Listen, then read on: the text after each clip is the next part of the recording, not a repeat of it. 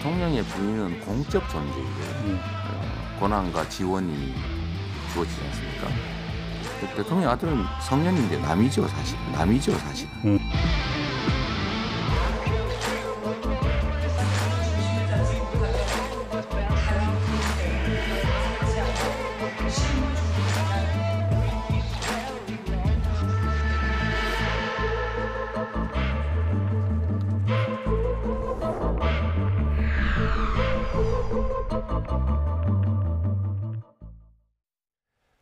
네, 대선이 벌써 69일 앞으로 다가왔습니다. 지난주 나경원 전 국민의힘 의원에 이어서 오늘은 최재성 전 청와대 정무수석 모시고 대선 전국 관련 현안 이야기 나눠보겠습니다. 수석님 안녕하세요. 안녕하세요. 네, 지난 4월에 청와대 나오셨으니까 그 이후에 좀 한동안 좀 공개석상에서는 모습을 보기 힘들었던 것 같습니다. 그동안 어떻게 지내셨습니까? 제가 그 무주택자였어요. 네. 그래서 저기 산속에 네. 집 하나 좀 지었고요. 네. 네, 그래서 살 집이 생겼고요.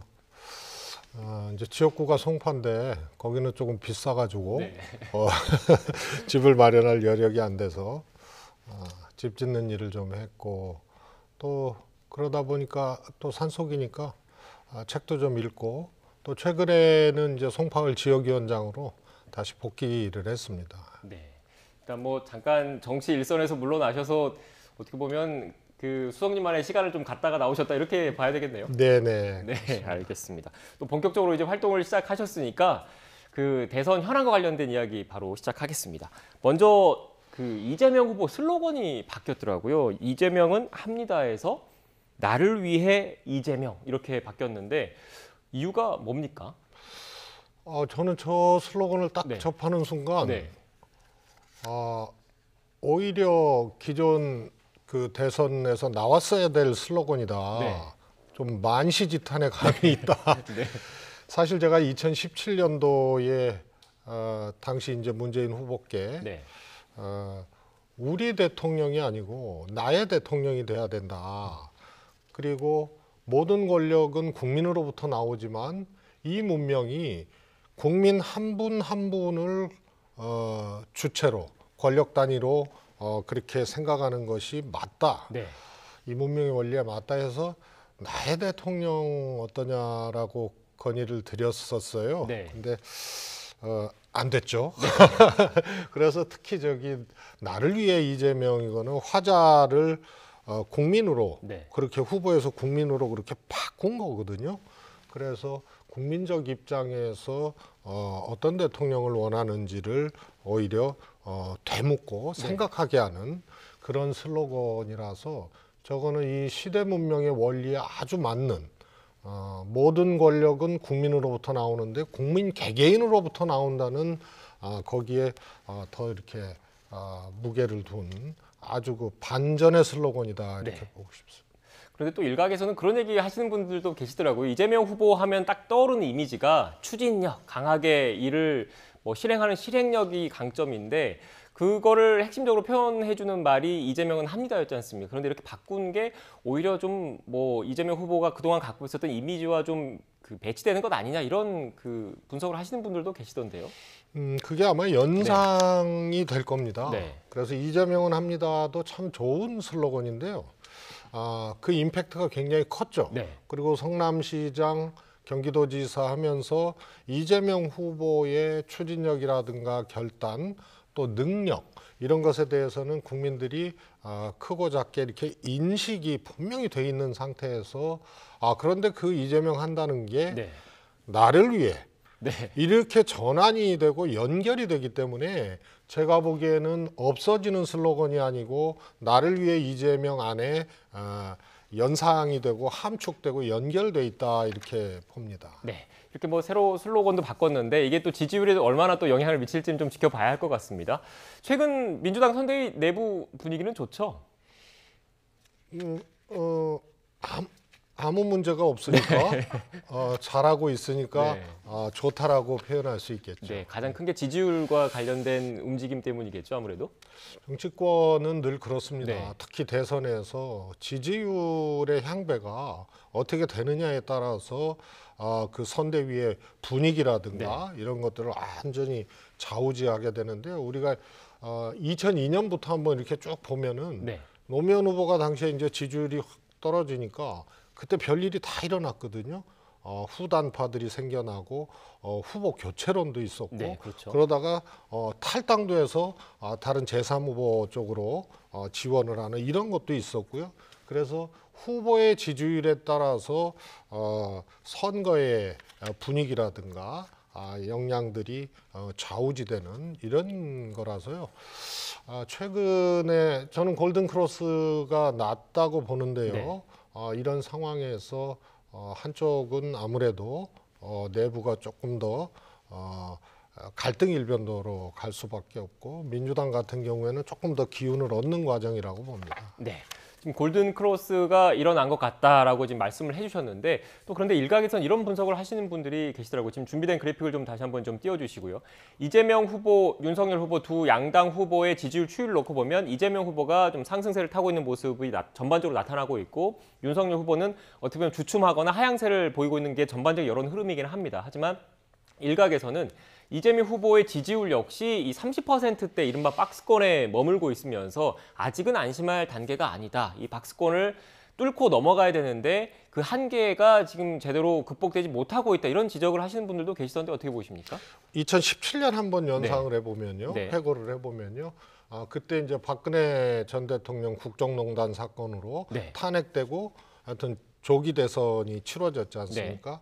그런데 보수가 그때 이제 괴멸됐다 싶을 정도로 이제 굉장히 파괴적인 상황이었었는데요.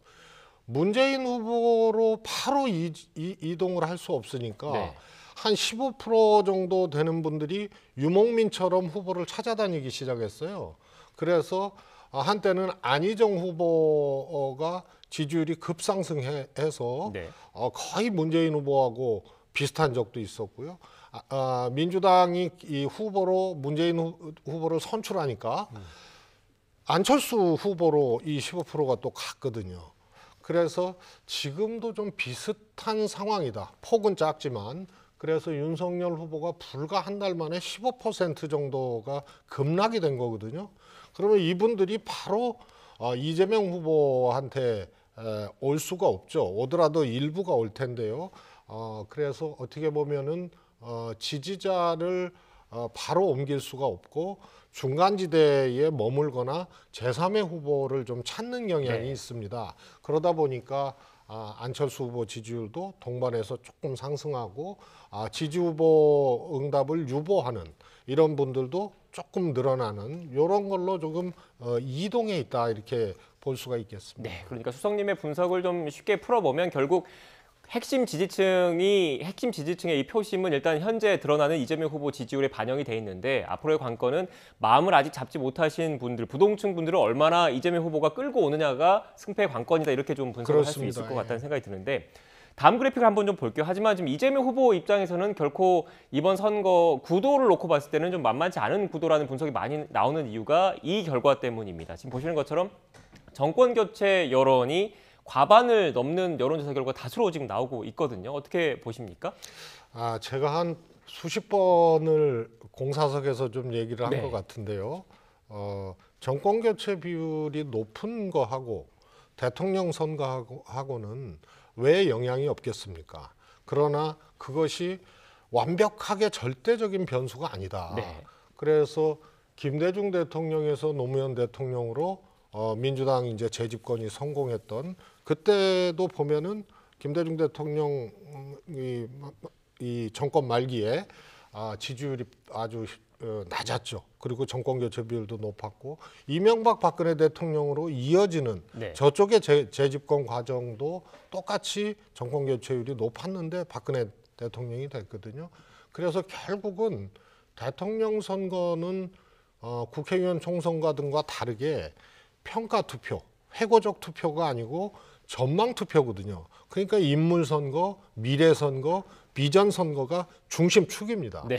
그런데 이게 이제 제대로 안 읽혀지니까 정권 교체론을 다 흡수하지 못하고 윤석열 후보가 한때는 40% 중반까지 갔다가 폭락을 하고 있는 그 원인이죠. 그래서 여전히 앞으로도 인물 선거, 비전 선거로 국민들이 이제 반응을 할 텐데요. 그런 점에서 윤석열 후보의 재탄생에 가까운 그런 노력이 국민들 앞에 보여지지 않으면 저 정권 교체 비율하고 윤석열 후보의 당선하고는 어떻게 보면 무관한 것이 될 가능성이 크다고 봅니다. 네, 그러니까 결국 대선이라는 거는 대한민국의 미래를 이끌어갈 인물을 뽑는 선거이기 때문에 미래 투표 성격이 있어서 지금 정권 교체 이런 비율만 놓고 봐서는 좀 한계가 있다는 말씀이신 것 같아서요. 관련해서 이재명 후보는 어떤 정책을 지금 준비하고 있는지는 조금 이따가 좀 다시 다뤄보도록 하고 앞서 수석님께서 잠깐 간략하게 언급을 해주시긴 했는데 이른바 제3지대 후보들의 지지율이 조금씩 오르는 모습을 좀 보이고 있거든요. 어떻게 보십니까? 단일화 얘기도 여기저기서 지금 나오고 있던데. 아마 그 단일화도 네. 안철수 후보의 경우 4, 5%대에 머물러 있을 때하고 두 자릿수 가 넘어가게 되면 아마 윤석열 후보와의 단일화 국면도 양상이 좀 달라질 겁니다. 네. 안철수 후보가 10% 중반대를 간다. 만약에 그러면은 윤석열 후보는 20% 초중반대로 깔아앉는다는 얘기거든요. 아마 20% 초반대 될 겁니다. 그러면은 실제로 누가 후보가 될지 모르는 네. 이런 상황까지 가게 되니까 어찌 보면 단일화의 극적 효과 이런 것들이 만들어질 것 같은 상황들이 되는 거고요. 만약에 10%에 못 미치거나 이렇게 되면은 단일화 소위 말해서 흥행 효과, 긴장감 이런 것들이 조금 깔아앉게 됩니다. 다만 흥행 요건이 갖춰졌다 하더라도 과연 저 2부 리그의 단일화 같은 지지율 가지고 네. 반전을 시켜낼 수 있겠느냐의 문제는 조금 다른 문제라고 생각하고요.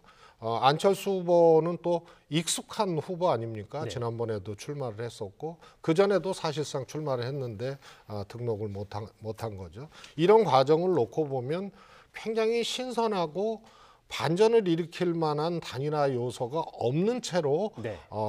박빙의 단일화 국면으로 가는 이런 상황이 될 가능성이 저는 크다고 봅니다. 네, 지금 수석님 말씀을 좀 가만히 들어보면 민주당에서 안철수 후보와의 단일화 가능성은 거의 없다 이런 식으로 좀 얘기를 하시는 것 같은데 또 일각에서는 안철수 후보한테 그 러브콜을 보낸 적도 좀 있더라고요. 내부 분위기는 실제로 어떻습니까? 안철수 후보에게 러브콜을 보냈는지는 모르겠으나 뭐 할 수 있는 또 네. 정치적 행위 중에 하나인데요. 안철수 후보 입장에서 보면은 윤석열 후보와의 단일화가 훨씬 더 매력적이게 보이기 때문에 네. 민주당이 사실 뭐 어떤 신호를 보냈는지는 몰라도 아마 윤석열 후보와의 경쟁을 어떻게 할 것인가가 훨씬 더 끌리는 부분이라고 봅니다. 네. 지금 추가적으로 질문 궁금한 게 갑자기 생겨서 질문을 좀 드리면 뭐 가정을 전제로 한 질문이라서 조금 조심스럽긴 하지만 일단 뭐 윤석열 후보와 안철수 후보가 나중에 어떻게 될지 모르지만 뭐 단일화를 한다거나 또 어떻게 보면 단일화 움직임이 있을 경우에 민주당 입장에서 놓고 봤을 때는 윤석열 후보가 더 위협적입니까? 안철수 후보가 더 위협적입니까? 제가 좀 전에 말씀을 드렸는데요. 단일화 효과도 처음 나온 인물들의 첫 단일화면은 네. 그거는 이제 반전 효과들이 굉장하죠. 네. 그런데 조금 흘러갔다 그래야 되나요? 네. 자주 나오는 분과 또 이 지지율이 급락한 분과의 단일화는 그 자체로는 뭐 볼거리일 수는 있겠지만은 제가 보기엔 파격적이지 않다고 보고요. 또 몇 년 전부터 국민들이 인위적인 어떤 정계 개편이라든가 인위적인 행위에 대해서 점수를 별로 안 줘요. 네. 그래서 찻잔 속의 태풍 같은 게 있었거든요. 지난 2017년도에도 문재인 대세론을 꺾기 위해서 기라성 같은 정치인들이 개헌을 매개로 한 제3지대를 추진했는데요. 찻잔 속에 태풍이 아니고 미풍도 안 됐어요. 그래서 이런 인위적인 행위에 대해서 변화된 국민들의 시각이 얼마만큼 점수를 줄지의 문제는 미지수거든요. 네. 근데 제 생각으로는 이것이 과거 잣대로 여건이 갖춰져도 그렇게 흥행에 성공하거나 반전을 일으킬 만한 상황은 아니다. 세상이 그만큼 바뀌었다. 이렇게 보고 싶습니다. 네, 큰 감흥은 없을 거다 이런 말씀이셨던 것 같은데 예. 일단 뭐 그래도 이재명 후보 앞에도 풀어야 될 과제가 산적해 있습니다. 특히 이른바 뭐 윤석열 후보도 마찬가지긴 한데 가족 관련된 리스크가 계속 어떻게 보면 뭐 완전히 사그라지지 않고 있는 상황이거든요. 관련해서 이재명 후보의 녹취가 좀 있던데 이 녹취를 듣고 수석님과 대담 이어가겠습니다. 가족이든 측근이든 본인이든 또 과거든 다 해야 되는데 저는 그 점에 대해서는 좀 있는 대로 좀 다 내놓고 사과를 할 때는 뭘 잘못해야 사과를 하는 거지. 하여튼 내가 모르겠는데 사과를 원하니까 해줄게. 뭐 이런 거는 조금 좀 국민들 보시기에 불편하시겠다. 대통령의 부인은 공적 존재이고요. 예. 권한과 지원이 주어지지 않습니까? 대통령 아들은 성년인데 남이죠, 사실은. 글쎄, 뭐 둘을 부인은 나와서 뭐 사과했는데 아들은 직접 나와서 해야 되는 거 아니냐는 이제 국민들께서 판단하실 것 같고요. 네. 네, 이재명 후보의 발언을 들었는데 수석님 지난주에 나경원 전 원내대표 나오셨을 때도 한 분만 나오셨기 때문에 제가 뭐 이렇게 좀 첨예한 질문과 관련해서는 상대당의 입장에서 질문을 드린다라고 말씀을 드렸고 실제로 그렇게 질문을 드렸습니다. 이번에도 수석님도 마찬가지로 그렇게 좀 질문을 드려보겠습니다. 국민의힘 입장에서는 뭐 아들은 남이다 이렇게 얘기하는 이재명 후보 내로남불 아니냐 이렇게 좀 비판을 할 수 있을 것 같습니다. 어떻게 보십니까? 이재명 후보가 네. 너무 논리적이고 또 해설적인 측면이 있어요. 그래서 저 말 자체를 드라이하게 보면은 대통령의 부인과 대통령의 아들은 완전히 차이가 있는 거거든요. 그것을 이제 설명을 한 건데요. 사실 이재명 후보 아들 문제가 터졌을 때, 소위 말해서 이제 도박 관련된 문제가 터졌을 때 바로 사과를 했거든요. 네. 그러니까 또 마음 한쪽에는 김건희 씨의 과정과 이재명 후보 아들의 문제가 어떻게 동일선상에서 평가될 수 있느냐, 이제 이런 뜻이 또 내포되어 있는 것 같습니다. 중요한 것은 아마 이재명 후보는 최근 들어서 국민들께 사과도 많이 하고 네. 또 해명도 많이 하고 몸을 한껏 낮췄잖아요. 네. 그래서 아들이 사과를 직접 해야 되는 문제는 뭐 10번이라도 할 수 있는데 어찌 김건희 씨의 경우하고 같이 취급이 되느냐.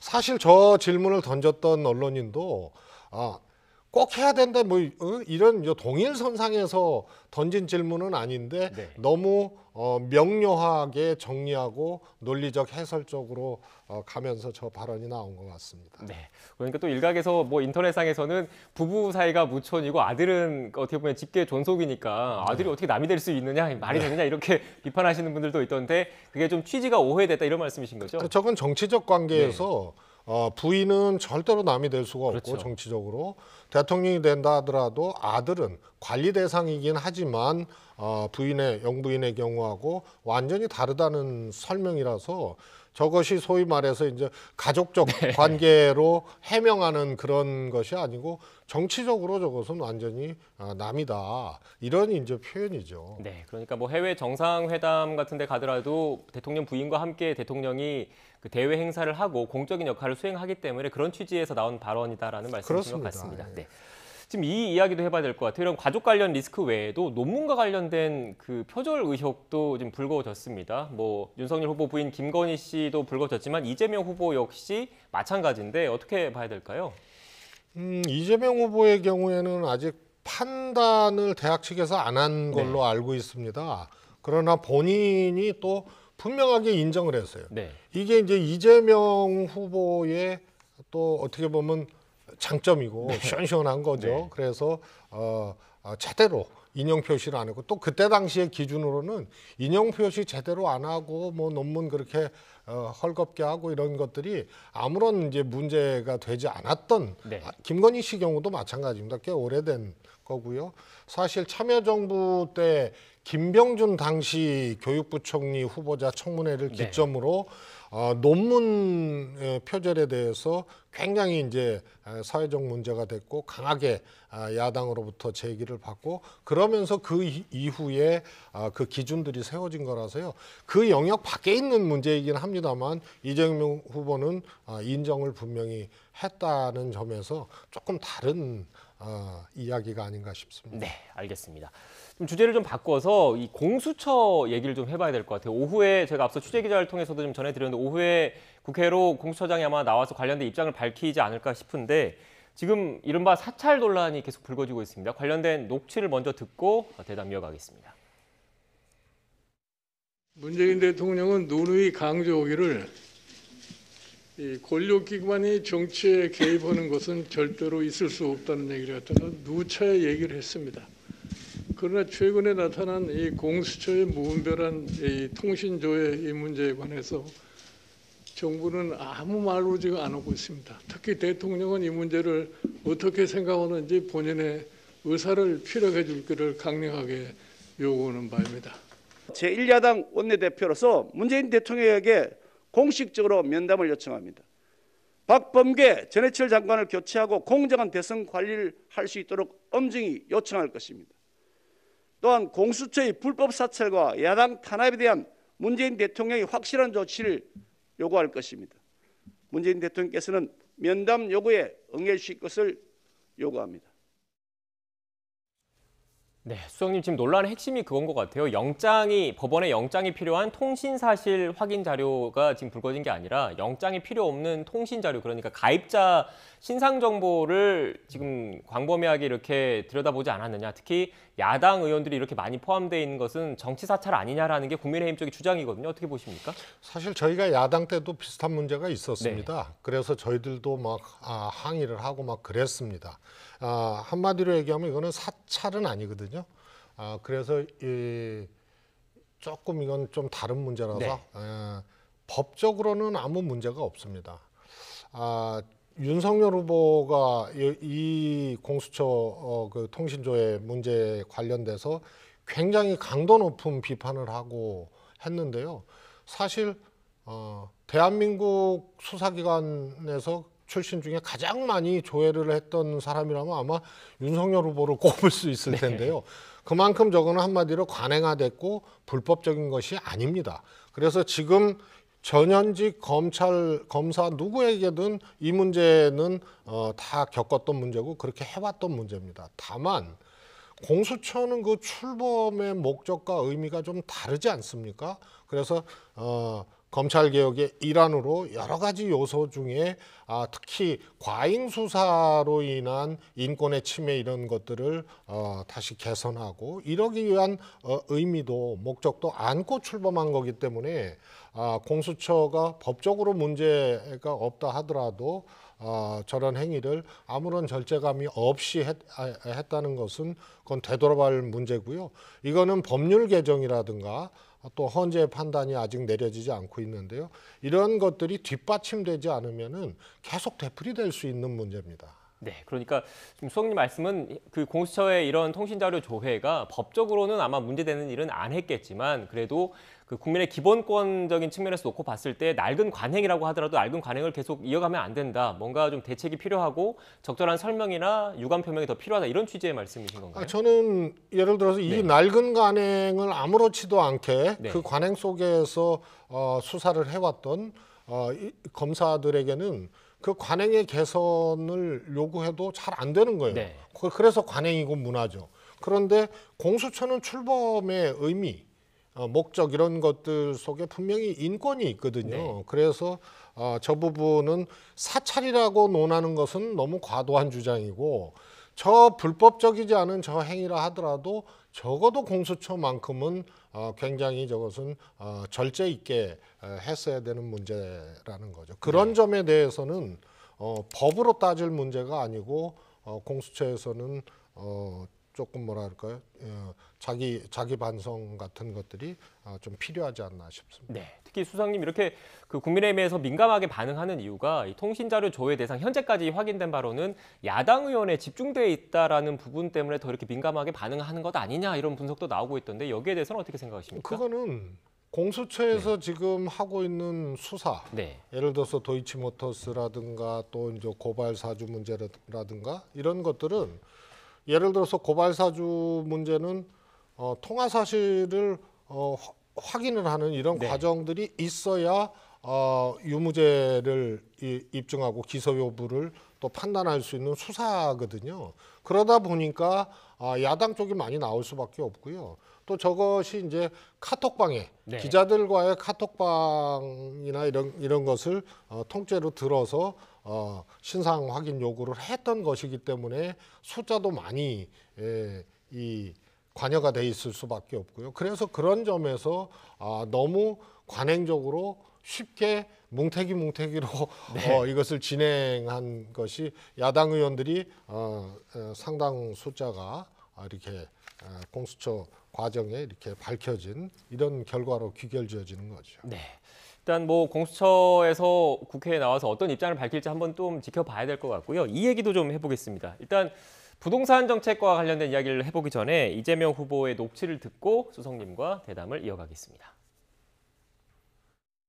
부동산 정책은 실패한 게 분명하고요. 네.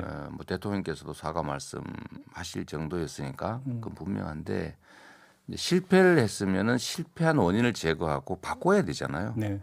근데 저는 바꿔야 되는 핵심이 시장 존중이라고 봅니다. 거래세는 줄이고 보유세는 올린다라고 하는 대원칙 그리고 국민적 합의가 있습니다. 보유세 부담이 올라가고 있기 때문에 그에 맞춰서 취득세, 거래세 부담을 좀 줄이자라는 취지이고. 네, 이재명 후보의 발언 들었는데 수석님 좀 그 난처하신 질문일 수도 있는데 수석님께서 지난 4월에 청와대 나오셨잖아요. 나오신 이유가 뭐 서울시장을 비롯해서 뭐 재보선 그 패배에 대한 정치적인 책임을 지고 나오신 측면이 좀 강하지 않습니까? 그런데 이 서울시 민심이 또 부동산 정책과 또 때려야 뗄 수 없는 부분이라서 이재명 후보의 이런 그 이른바 문재인 정부와의 부동산 정책 차별화 방향성 어떻게 보십니까?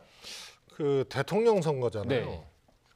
그래서 같은 민주당의 후보였던 문재인 네. 대통령과 지금 민주당의 후보인 이재명 후보 두 분이 정치적인 차별화나 갈등을 하는 그것은 옳지 않죠. 네. 그러나 대통령제 하에서 대통령을 뽑는 선거기 때문에 그래서 비전 선거고 인물 선거잖아요. 네. 그러니까 지금 대통령하고 똑같은 정책을 가져간다는 것은 그거는 오히려 바람직하지 않은 거거든요. 그래서 이 정부에서 대통령도 이렇게 국민들께 사과를 했더니 부동산 문제가 제일 뜨거운데 사실은 원칙의 천명이거든요. 좀 전에 그 얘기는 거래세는 줄이고 보유세는 높이고 이것이 뭐 다 아주 어떻게 보면 글로벌 기준처럼 돼버렸어요.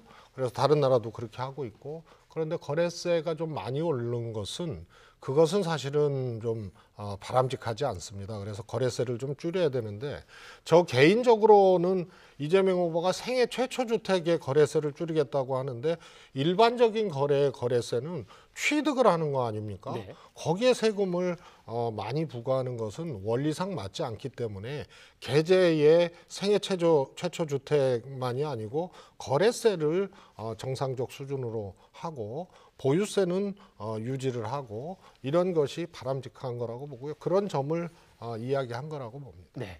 그런데 또 뭐 국민의힘을 비롯한 야당에서는 이렇게 또 지적을 하고 있는 것 같더라고요. 말씀하신 것처럼 보유세 비중은 높이고 거래세 비중은 낮춰서 거래가 좀 원활하게 시장에서 이루어질 수 있도록 한다는 게 큰 원칙이지 않습니까? 그런데 이재명 후보가 제시한 안을 보면 지금 뭐 1세대 1주택자라는 일단 전제 조건이 있긴 하지만 뭐 종합부동산세라는 보유세를 좀 완화하는 방향의 제안이 있었고 또 다주택자 중과 유예라는 이것도 물론 정부와의 좀 그 이견이 있지만 이런 측면이 있었고 그러니까 보유세와 거래세 모두 좀 완화하는 메시지가 나오고 있으니까 정책의 일관성이 없는 것 아니냐, 뭐가 맞는 거냐 이런 지적이 있더라고요. 대한민국의 주택에 대한 문화는 네. 전 세계적으로 그 유형을 찾아볼 수가 없습니다.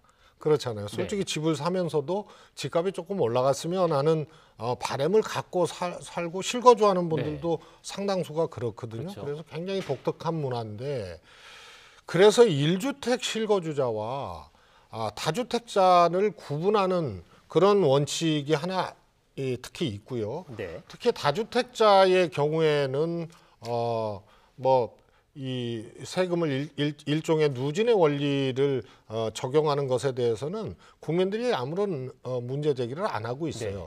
그래서 종부세를 완화한다는 것도 1주택 실거주자의 장기 거주자는 현재도 감면 규정이 있습니다. 네. 그래서 실제로 한 20억 정도 가는 1주택자 한 10년 살면은요, 세금 내는 게 1년에 한 100만 원도 안 되거든요. 그래서 그런 점을 1주택 기준으로 얘기를 한 거고요. 다만 양도세 다주택자를 유예를 하겠다, 양도세를, 이 점은 좀 이재명 후보가 조금 이 기준, 이 원칙, 이 방향에 좀 어긋나는 측면이 있습니다. 네, 그 부분에 있어서는 그 정부 입장과 좀 더 수석님은 좀 가까운 측면이 있으신 것 같네요. 아니, 그리고 국민들이 네. 아무 말도 안 하잖아요. 네. 다주택자의 양도세는 실현된 이득에 대해서 과세하는 건데, 네. 이 1주택자는 오래 살고 겨우 팔아서, 그래서 이 장특공제가 있잖아요. 네, 장기거주자 네. 특별공제가. 그런데 다주택자는 사실 그렇게까지 할 필요가 없다는 것이, 다주택자가 아닌 국민들은 아무 문제 제기를 안 네. 하거든요. 그래서 너무 열심히 좀 생각하고 건드리신 것이 아닌가 싶습니다. 알겠습니다. 지금 이 얘기 마지막으로 좀 간략하게 해봐야 될 것 같아요. 지금 말씀하신 취지가 결국 그 기본 원칙은 갖고 있는데 국민들 입장에서 좀 실용적으로 조금씩 바꿔나가고 맞춰나간다, 이런 취지라는 말씀이신 거잖아요. 그런데 국토보유세 관련해서는 또 이름만 바꾼 것 아니냐, 토지이익배당금제로 이름만 바꾼 것 아니냐, 국토보유세에 대한 좀 반대 여론이 좀 높으니까 좀 정무적으로 이렇게 판단을 한 것 아니냐, 이런 또 비판도 있던데 어떻게 보십니까? 이재명 후보가 물론 국토보유세를 주장하고 하겠다는 데는 나름의 또 합리적인 이유가 물론 있습니다. 네. 그런데 거기에 전제를 했거든요. 국민들이 동의한다면, 국민들의 의사를 물어서. 그래서 저것은 그런 생각은 있으나 이것을 무조건 하겠다, 그런 뜻은 아니고요. 네. 그래서 명칭이 변경된 거는 부차적인 문제인 것 같고요. 배당금제든 국토보유세든 실제로 이재명은 그것까지 하겠느냐. 네. 근데 이 대전제가 국민이라는 전제가 있기 때문에요. 이것은 앞으로 그야말로 국민 여론, 국민 기준에 달려있는 문제라고 봅니다. 네. 다만 저 개인적으로는 이 시장 존중과 국토 보유세의 이 간극이 있거든요. 지금 부동산 정책을 이 정부하고 조금 다르게 네. 이재명 후보가 제기를 하면서 그 기준을 시장 존중이라고 했거든요. 그것과 국토 보유세의 정서적, 감성적 간극이 꽤 큽니다. 네. 이 문제를 어떻게 해결할 거냐. 그다음에 또 여러 문제들이 있어요. 예를 들어서 아파트, 고가 아파트 거주자와 그 바로 앞에 다세대 거주자가 있으면 다세대 거주자들이 훨씬 더 국토보유세를 할 경우에 더 많이 내게 돼 있거든요. 그렇죠. 왜냐하면 할당받은 토지 평수가 아파트는 몇 평 안 되고 다세대는 많고요. 그래서 이런 등등의 문제를 이재명 후보도 다 알고 있기 때문에 이것은 이 취지가 옳다 하더라도 국민적 여론에 따라서 이것은 결정하겠다는 것으로 해석을 해주는 거고요. 이건 후보로서 지금 국민의 여론을 전제로 주의 주장을 하는 것이기 때문에 명칭의 변경을 그렇게 중요한 측면으로 평가를 하는 것은 저는 온당치 않은 것 같습니다. 네, 그러니까 당장 바로 추진하겠다는 게 아니라 이렇게 해 나가겠다라는 장기적인 비전을 제시한 거다, 이런 말씀이신 겁니다. 보통 다른 거는 이렇게 하겠다고 하는데 이 문제만큼은 국민 동의를 전제로 후보가 말씀을 하셨기 때문에 네. 조금 다른 공약이나 정책하고는 좀 구분해서 봐야 될 것 같습니다. 네, 알겠습니다. 뭐 뒷부분에서는 어떻게 보면 또 그 수석님 혼자 나오셨기 때문에 또 반대 입장으로 제가 질문을 좀 많이 드렸습니다. 거기에 맞춰서 또 시청자 여러분도 이해의 폭을 넓히지 않았을까라는 생각이 들고요. 최재성 전 청와대 정무수석님과 대담은 여기서 마치고 2주 뒤에 뵈야 될 것 같습니다. 네, 다다음 주에 뵙겠습니다. 오늘 말씀 고맙습니다. 감사합니다.